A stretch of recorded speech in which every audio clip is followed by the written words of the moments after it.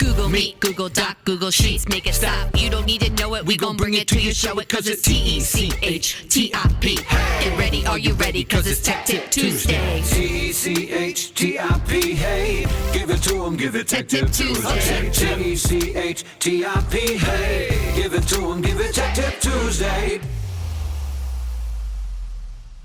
Hey Bulldogs, Happy New Year. Mrs. Smith here with your Tech Tip Tuesday.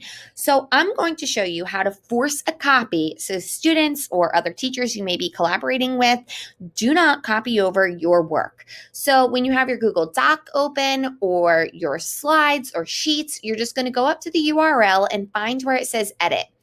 So I'm going to click up here and I'm going to delete edit and I'm going to type in copy. And then this is the URL that you will share with others. So I'm going to copy it and watch. When you paste it in, it'll force a copy. So your work is protected.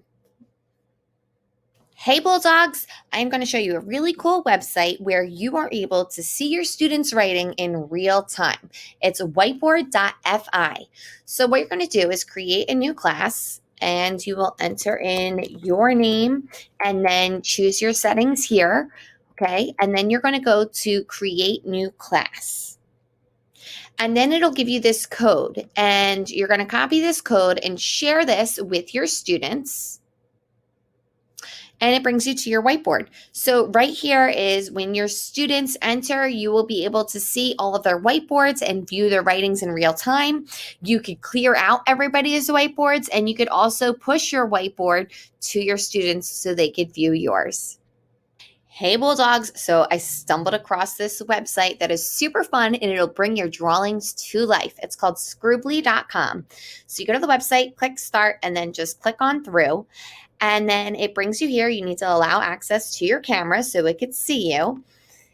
And then it has examples for you that you could use and record, or you could create your own.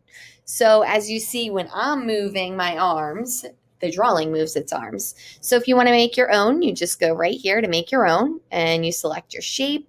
Go to next. And then right here is where you could draw and change colors. So I'm going to draw some arms.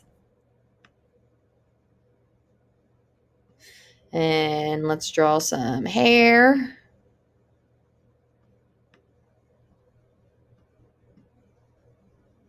And then I'm going to draw a face.